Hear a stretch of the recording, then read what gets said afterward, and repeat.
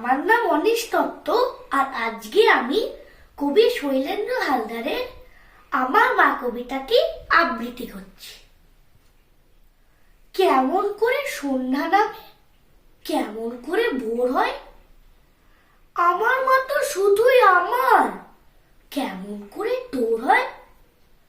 সব কিন্তু যায় গোল পাখি, দিদুন ডাকে খুকি। আমার মাকে এতই ছোট, খেলবে নাকি টুকি। আমার মাকে ওরা ডাকছে পিসি মাসি, কেউ বা আবার বোনও বলে, কাণ্ড দেখে হাসি।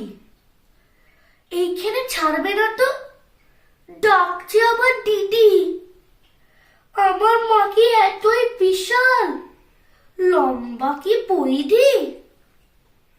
কিন্তু মায়ের বন্ধু যারা, কি সাহস কি সাহস, নাম ধরে কয় তুই তো কারি, এমন যেন না হোস। ঘরের ভিতর ঠাম্মা দাদু বৌমা বলেই ডাকেন। আমার মায়ের মধ্যে বলো কখান মেয়ে থাকেন। মা যখন স্কুলে যায়, বন্ধুরা কয় আন্টি। মনটা আমার হু হু করে, গুমড়ে কাঁদে প্রান্তি।